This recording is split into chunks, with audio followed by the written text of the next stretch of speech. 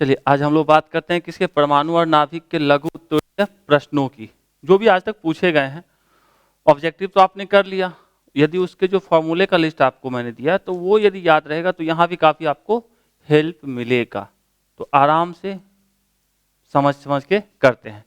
चलिए कार्यक्रम को शुरू किया जाए। पहला क्या कह रहा है, अल्फा किरणों के दो गुणों को लिखे। अल्फा किरण के दो गुण को लिखना है।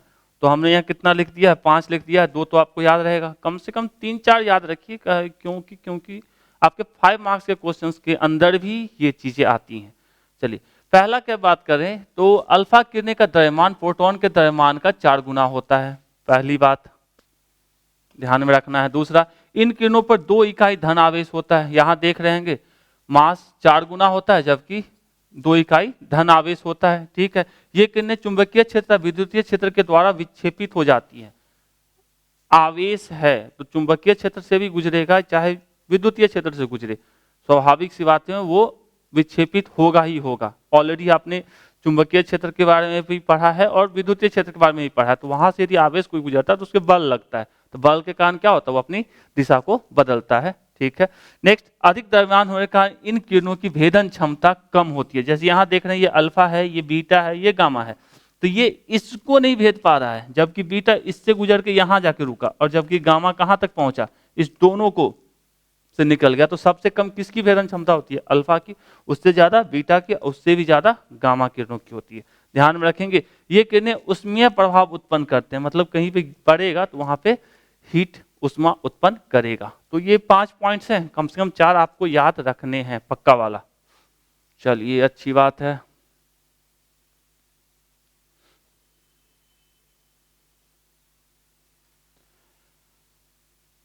नेक्स्ट बात करते हैं हम लोग, क्या है पाषाण श्रेणी से आप क्या समझते हैं। पाषाण श्रेणी का मतलब है कि जैसे हमारे ये देख रहे हैं पाषाण श्रेणी सीरीज लिखा गया, ये तीसरे नंबर वाले में चौथे से, पांचवें से, छठे से और बाहर वाले से यदि इलेक्ट्रॉन्स आते हैं तो जो श्रेणी बनती है उसी को पाषाण श्रेणी कहते हैं। तो कह सकते हैं जब इलेक्ट्रॉन उच्च कक्षाओं जैसे 4, 5, 6 आदि से निम्न कक्षा कितने 3 में लौटता है तो इससे प्राप्त श्रेणियों को पाषाण श्रेणी कहते हैं। ठीक है, और ये 2 चीज याद रखना है, ये श्रेणी कौन सी भाग में पड़ता है, तो यह श्रेणी अवरक्त या इंफ्रारेड रीजन में, हिंदी इंग्लिश दोनों में याद रखिएगा, अवरक्त में या इंफ्रारेड रीजन में पड़ता है। और वेवलेंथ के लिए ये फॉर्मूला ध्यान में रखिए, कभी कभी ऑब्जेक्टिव में पूछता है, ये सब के लिए वैलिड है क्योंकि N1 कहां पे आना है, 3 वाले में आना है, तो यहाँ 3 रखेंगे। कहां से आना है, N2 से आना है, यहाँ N2 लिखे है ना, यहां से आना है तो N2 जहां से भी लाना हो वहां रखेंगे और वेवलेंथ की, तरंग दैर्घ्य की वैल्यू निकाली जा सकती है।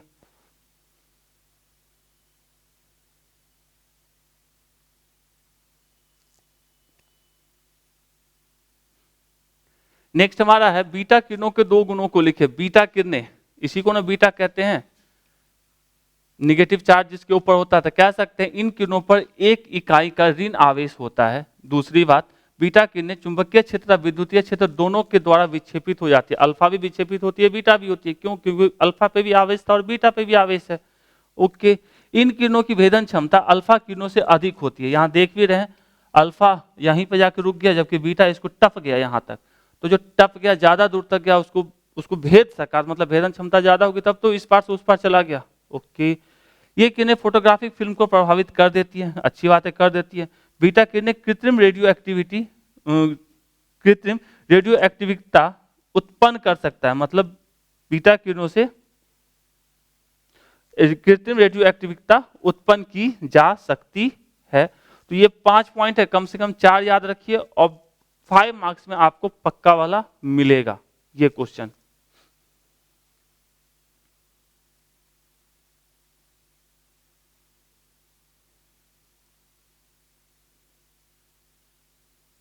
नेक्स्ट क्या है, बोर्ड के परमाणु मॉडल, बोर्ड के अस्थायी कक्षा से आप क्या समझते हैं। बोर्ड के अस्थायी कक्षा का मतलब क्या है कि जहां पे इलेक्ट्रॉन यदि किसी कक्षा में है तो वो उस कक्षा को छोड़ के नहीं जा रहा, मतलब वो अस्थायी तौर पे वहां है।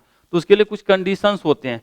क्या होते हैं, इलेक्ट्रॉन नाभिक के चारों ओर केवल कुछ विशिष्ट कक्षाओं में ही घूम सकता है। इन कक्षाओं को क्या कहते हैं, विकिरण रहित कक्षाएं या अस्थायी कक्षा कहते हैं। मतलब उस कक्षा में इलेक्ट्रॉन जब घूम रहा होगा तो उससे ऊर्जा नहीं निकल रही, विकिरण नहीं होगा। इन कक्षाओं में घूमने वाले इलेक्ट्रॉन की ऊर्जा उत्सर्जित नहीं कर सकते, मतलब घूमेगा लेकिन कोई लॉसेस नहीं है, कोई हानि नहीं है ऊर्जा की उसके अंदर। ठीक है, दूसरा पॉइंट जो सबसे ज्यादा इंपॉर्टेंट है, वो उन्हीं कक्षाओं में घूम सकते हैं जिनमें नाभिक के परिधि उनका कोणीय संवेग, एंगुलर मोमेंटम या कोणीय संवेग क्या होता है, इंटीग्रल मल्टीपल होता है, या कह सकते हैं पूर्ण गुणक होता है किसका, h/2 का। यदि पूर्ण गुणज होगा तो ही वो उस कक्षा में रह सकता है, वरना नहीं रहेगा। किसका, इलेक्ट्रॉन का एंगुलर मोमेंटम या कह सकते हैं कोणीय संवेग की वैल्यू क्या होगा, इंटीग्रल मल्टीपल कितना होना चाहिए, h/2 के। h क्या होता है, प्लैंक्स कांस्टेंट, पढ़ चुके हैं। तो ये दोनों पॉइंट लिख देंगे, काफी है।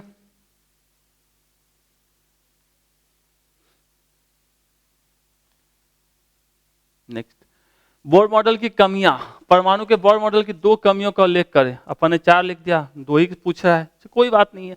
क्या कह रहा है, बोर का मॉडल एक से अधिक इलेक्ट्रॉन वाले परमाणु के स्पेक्ट्रम को समझाने में विफल रहा था। मतलब एक से ज्यादा इलेक्ट्रॉन किसके पास, हाइड्रोजन, हीलियम, मतलब हाइड्रोजन के पास एक ही होता है। जैसे मान लीजिए हाइड्रोजन के पास ये 2 इलेक्ट्रॉन्स आ जाए, छोड़िए इलेक्ट्रॉन लाना, हीलियम एटम हमारे पास है, ठीक है, उसके पास एक से ज्यादा इलेक्ट्रॉन्स होते हैं। तो उन लोगों का स्पेक्ट्रम, ये मेनली जो बोर का मॉडल है वो हाइड्रोजन के लिए ही, सारा कुछ इसका हाइड्रोजन के ऊपर ही बेस्ड है। तो आपने पढ़ा होगा तो आपको बताया गया होगा, जो कहानी चलती है सब। तो कह सकते हैं एक से अधिक इलेक्ट्रॉन वाले परमाणु के स्पेक्ट्रम को समझाने में क्या है, विफल रहा था। बोर का मॉडल इलेक्ट्रॉन की द्वैत व्यवहार, कण और तरंग की व्याख्या नहीं कर पाया था।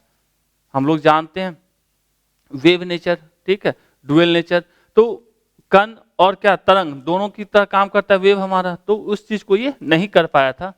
तीसरा, यह जीवन प्रभाव, या दूसरा कहां गया भैया, या स्टार्क प्रभाव, ठीक है, इस प्रभाव को भी ये एक्सप्लेन नहीं कर पाया कि जीवन प्रभाव क्या होता है। चुंबकीय क्षेत्र में स्पेक्ट्रमी रेखाओं का विपाटन, मतलब स्प्लिटिंग ऑफ स्पेक्ट्रम लाइन जो होता है, मतलब बट जाना, वो चुंबकीय क्षेत्र या विद्युतीय क्षेत्र में क्यों होता है, इस चीज को भी ये नहीं बता पाया। ठीक है, यह स्पष्ट नहीं करता है कि इलेक्ट्रॉन की कक्षाओं को गोलाकार क्यों लिया जाता है। मतलब बोल तो दिया इन्होंने गोलू गोलू है, लेकिन क्यों है ये कौन बता, तो इस चीज को इन्होंने नहीं बताया। तो ये भी इसकी क्या है, कमी है। अंडाकार भी संभव है करके।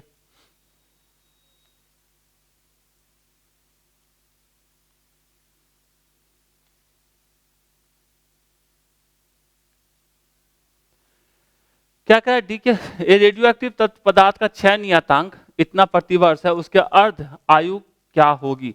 तो क्षय नियतांक को हम लोग इससे लिखते हैं, कितनी दे के रखी है, 5.2 इंटू 10⁻³ पर ईयर। ठीक है, अब हमको ये वाला फॉर्मूला यूज करना है हाफ लाइफ टाइम के लिए। तो हमको क्या निकालना है, हाफ लाइफ टाइम यही पूछ रहा है ना, अर्ध आयु क्या होगी। तो T 1/2 बराबर कितना, 0.693, यहाँ 1 लिखा हुआ है, 3 कर लेंगे, ओके। और हमको क्षय नियतांक देकर रखा है 5.2 इंटू 10⁻³ इसको जब आप सॉल्व कीजिएगा तो आपको आएगा 132.88 ईयर, 132.88 ईयर। तो यही पूछा था, आसान है तो न्यूमेरिकल से डरिए नहीं। आसान जो लगे न्यूमेरिकल उसको थोड़ा सा कोशिश कीजिए, उसको आसान बनाइए और उसको कीजिए, क्योंकि एग्जाम में पूछे जाते हैं। एग्जाम आपका है, पढ़ना आपको पड़ेगा, ठीक है, तो कोई और कुछ नहीं कर सकता है।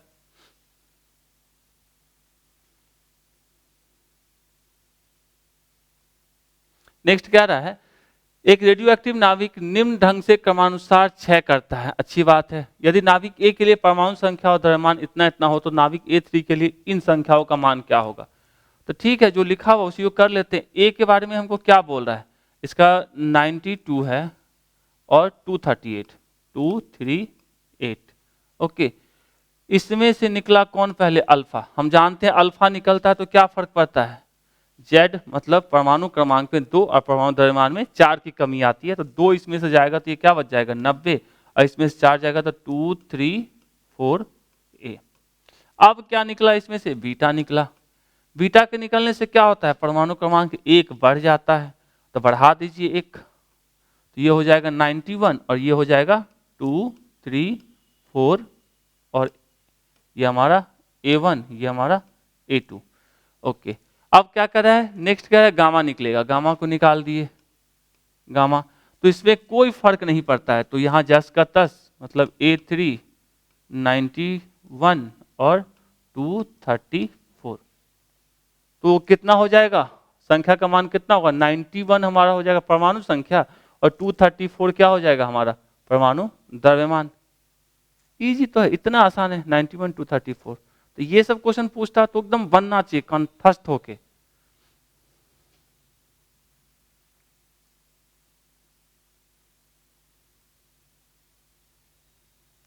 नेक्स्ट क्या है, नाभिक की बंधन ऊर्जा। अब जैसे नाभिक के अंदर क्या क्या होते हैं, प्रोटॉन्स होते हैं और न्यूट्रॉन्स होते हैं, तो उनको बांध के रखने के लिए किसी ऊर्जा की जरूरत होती है, उसी को क्या बोलते हैं, बंधन ऊर्जा, उसको बांध के रखने वाली ऊर्जा। उतना ऊर्जा यदि उनको दे दिया जाए, ठीक है, तो क्या होंगे, सब अलग अलग हो जाएंगे। तो कह सकते हैं ऐसे, किसी नाभिक की वह न्यूनतम ऊर्जा जो नाभिक को के न्यूक्लियॉन्स जैसे प्रोटॉन न्यूट्रॉन को परस्पर पृथक पृथक करने के लिए आवश्यक होती है। मतलब बांध के कोई रखे हुए है, इसको इतना एनर्जी दे दिया जाए कि ये अलग अलग हो जाए, ठीक है, मतलब पहले से उसको इतनी एनर्जी था, उतना कोई और उतने से वो बंधा हुआ था, अब उतना ज्यादा पावरफुल कोई लगाएगा तो क्या हो गए, वो अलग अलग हो जाएंगे। तो नाभिक की क्या कहलाती है, बंधन ऊर्जा कहलाती है। किसी नाभिक की बंधन ऊर्जा जितनी अधिक होगी तो नाभिक उतना ही क्या होता है, अस्थायी होगा।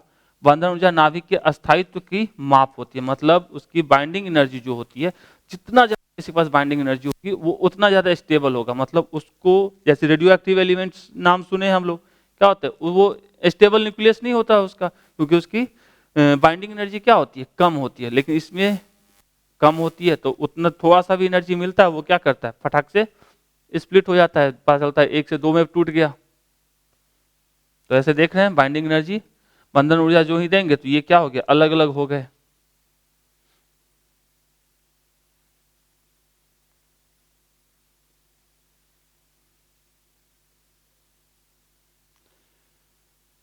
चलिए क्या क्या रहा है, नाभिक में अल्फा बीटा कण के उत्सर्जन से तत्व के परमाणु की संख्या आवर्त सारणी में कैसे बदलती है। यदि ये आपने याद करके रखा है तो कुछ नहीं समझना है।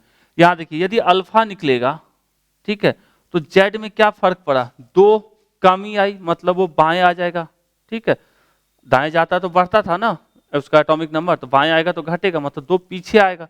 वही बीटा निकलेगा तो क्या होगा, Z+1 हो गया, मतलब 1 आगे बढ़ जाएगा आवर्त सारणी में।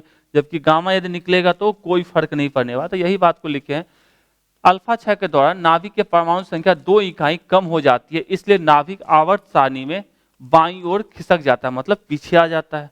उसी तरह यदि बीटा क्षय की बात करें तो 1 इकाई बढ़ जाती है, जिसके कारण नाभिक आवर्त सारणी में दाईं ओर खिसक जाता है। मतलब इस केस में दाहिना जाएगा और इस केस में क्या होता है, 2 पीछे आता है। और ये आपको मान लीजिए गामा के बारे में पूछता तो कहते भैया कोई फर्क नहीं पड़ता, जो जहां था वहीं रहेगा।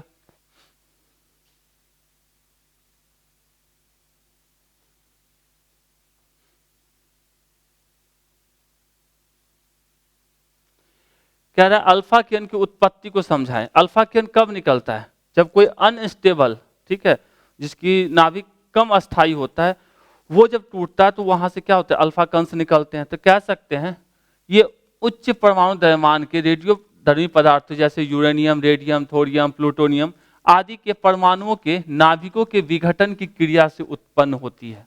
नाभिक टूट के क्या हो गए, अस्थाई की तरफ बढ़ जाते हैं। जैसे क्रिप्टोन और प्लूटोनियम, यूरेनियम जैसे टूटता है जानते हैं, तो 2 पार्ट्स में टूट जाते हैं, तो वहां भी क्या होते हैं, गामा रेज निकलती हैं। तो जो टूट के बना वो क्या हो जाती है, अस्थाई होती है, और जो टूटने वाला है वो क्या अस्थाई है, तब तो टूटा, ठीक है। इसकी भेदन क्षमता अल्फा और बीटा कणों के मुकाबले में अधिक होती है। इससे पहले भी देखे थे, गामा दूर तक जाता है, जबकि अल्फा सबसे कम दूर और बीटा तो उससे थोड़ा सा दूर, ठीक है। ये किरणें गैस को आयनीकृत कर देती है। तो इन दोनों की फिलहाल इस क्वेश्चन में जरूरत नहीं, हमको सिर्फ ये पूछा है कि अल्फा किरण की उत्पत्ति को समझाए। तो उत्पत्ति कैसे होती है, जब हमारे जैसे यूरेनियम, रेडियम, थोरियम, प्लूटोनियम ये सब के परमाणु क्या होते हैं, विघटित होते हैं, टूटते हैं, तो गामा किरणें क्या होती हैं, निकलती हैं।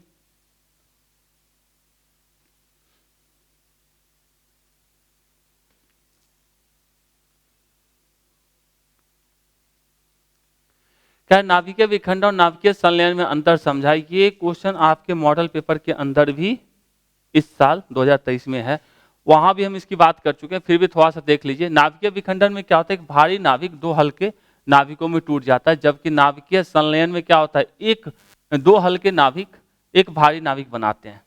ठीक है। दूसरा, परमाणु बम नाभिकीय विखंडन पर आधारित है, जबकि हाइड्रोजन बम नाभिकीय संलयन पर आधारित होता है। तीसरा, विखंडन अभिक्रिया न्यूट्रॉनों के भारी नाभिकों से टकराने पर होता है, मतलब कोई भारी नाभिक है उस पर न्यूट्रॉन जाकर टकराएगा तो हमारा क्या होगा, विखंडन होगा। जबकि इसमें क्या होता है, हल्के परमाणु बहुत अधिक तापमान पर संलयन करते हैं। जैसे हाइड्रोजन हाइड्रोजन मिलकर क्या बनाता है, हीलियम। कहाँ होता है, सूरज भगवान के पास। नेक्स्ट, नाभिकीय विखंडन अभिक्रिया बिजली को उत्पन्न करने के लिए नियंत्रित की गई है। हम लोग पावर प्लांट जानते हैं, न्यूक्लियर पावर प्लांट, वहां क्या होता है, यही कहानी चल रही होती है, जबकि अभी तक इसको नियंत्रित नहीं किया जा सका है। नाभिकीय विखंडन अधिक मात्रा में ऊर्जा उत्पन्न करती है, जबकि ये क्या, नाभिकीय संलयन अभिक्रिया में उत्पन्न ऊर्जा नाभिकीय विखंडन से कहीं अधिक होती है। मतलब इससे जितना ऊर्जा निकलेगा उससे कहीं ज्यादा हाइड्रोजन बम से निकले। मतलब हाइड्रोजन बम कहीं लिखे हैं कि नहीं, हाँ, हाइड्रोजन बम ज्यादा क्या होगा, विध्वंसक होगा, ज्यादा तबाही मचाएगा, जबकि न्यूक्लियर बम कम मचाएगा। तो हाइड्रोजन बम फूटना नहीं चाहिए।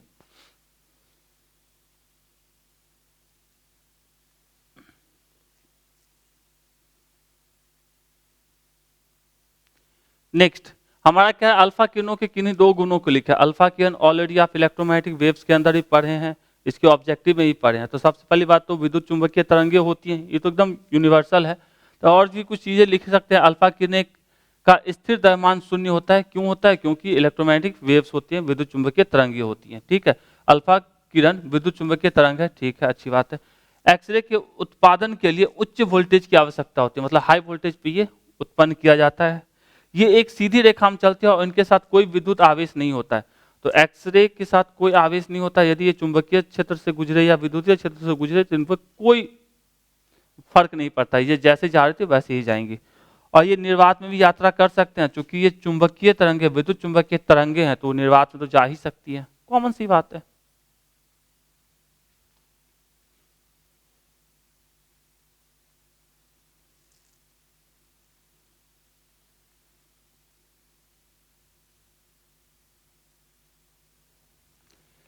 ये कह रहा है रेडियो की अर्ध आयु इतना वर्ष है, कितने समय बाद रेडियो के 7/8 भाग का 7/8 भाग का 6 हो जाएगा, कितने समय बाद।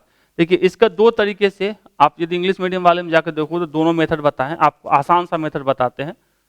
ऐसे भी उसमें दूसरा मेथड जो बताएं वो कोई ट्राई नहीं करेगा, आसान वाला ही ट्राई करे। तो आसान वाले के लिए आपको ये याद रखना है, ऑलरेडी आपको फॉर्मूला लिखाया गया होगा कभी।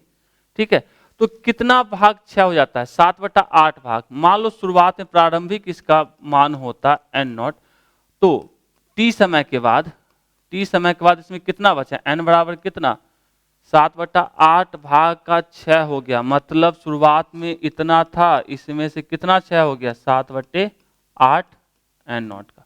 तो बचेगा कितना, 1/8 n0, इतना बचेगा। ठीक है, तो फॉर्मूला क्या होता है, n/n0 इज इक्वल्स टू कितना होता है, 1/2 power t/t half time. n की वैल्यू कितनी, 1/8 n0, 1/8 n0 बाई n0, ये कट गया, यहाँ कितना 1/2 t/t 1/2। अब 1/2 8 को क्या लिखा जा सकता है, इसको लिखा जा सकता है 1/2 का होल क्यूब बराबर 1/2 पे पावर t/t 1/2। अब दोनों का चूंकि बेस सेम है तो हम लिख सकते हैं 3 इज इक्वल्स टू t/t 1/2। तो t इक्वल्स टू कितना, 3 इंटू t 1/2। तो 3 और t हाफ लाइफ कितना देके रखा है, 1622, 1622। ये कितना हो गया, 4866 ईयर या वर्ष। ठीक है, तो ये 4866 ये वाला आंसर। यदि आप इस दोनों का यूज करके ये वाला फॉर्मूले को यूज करते इसको, तो आपको आंसर ये वाला आता, ऊपर वाला। दोनों आसपास है तो जो इसके अंदर कोई झंझट नहीं पड़ा, उससे बनाने के लिए आपको लॉग वगैरह की वैल्यू याद होगी। यदि आप चाहते हैं उससे ट्राई करना तो इंग्लिश मीडियम वाला वीडियो जाके देखिएगा, वहां उस पर भी बताए हैं, समझ सकते हैं, वरना ये सफिशिएंट है।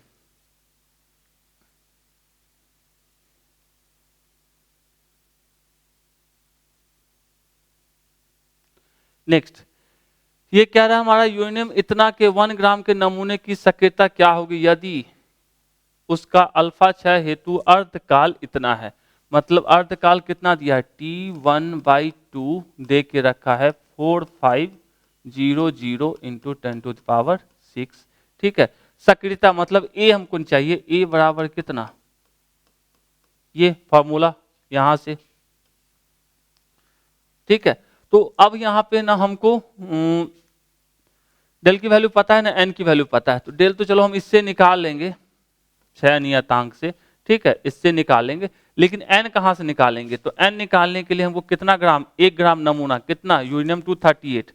तो हम लोग जानते हैं 238 किसका मान होता है, मतलब पूरा एवोगाड्रो नंबर जितने होते हैं उतने एटम का। ठीक है, तो टोटल नंबर ऑफ एटम निकालने के लिए हम लोग क्या कर सकते हैं, एन निकालने के लिए हम लोग एन इक्वल्स लिखेंगे Avogadro number 6.023 into 10⁻23 divided by कितना है 238। तो यहां से जब n की वैल्यू आप निकालोगे तो यहां से n की वैल्यू आ जाएगी 2.53 इंटू 10⁻21।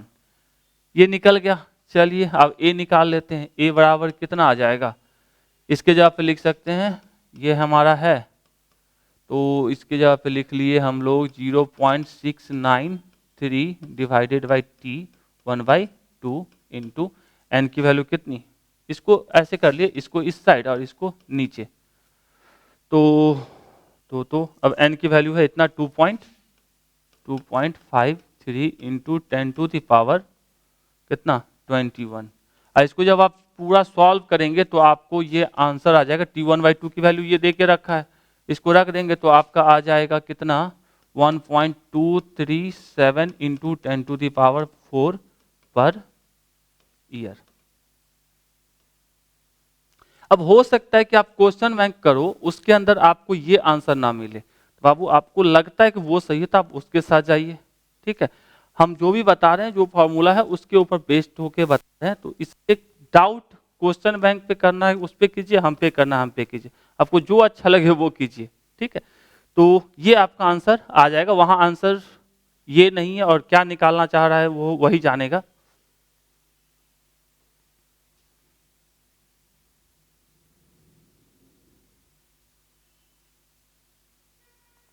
चलिए, रदरफोर्ड के अल्फा कण प्रकीर्णन प्रयोग के आधार पर विकसित रदरफोर्ड के परमाणु संरचना को समझाएं।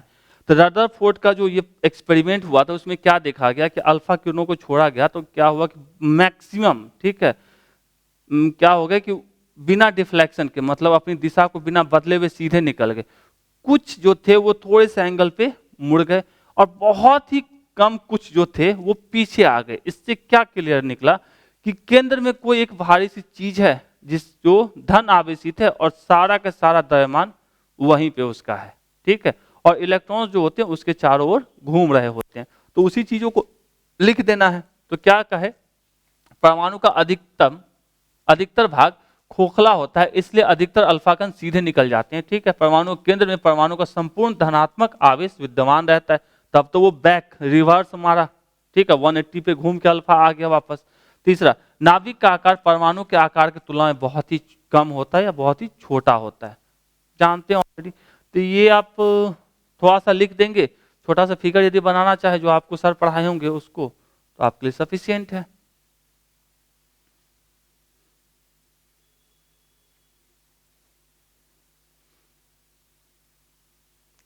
चलिए, थैंक्स फॉर वॉचिंग। यदि अच्छा लगा, मजा आया तो अपने दोस्तों के साथ शेयर कीजिए और कमेंट करके बताइए कैसा लगा, क्योंकि एग्जाम आपका है, सीरियस आपको होना है। हम अपनी साइड से कोशिश करें, आप भी कोशिश कीजिए, तब तो मिलके रिजल्ट लाएंगे। Thank you.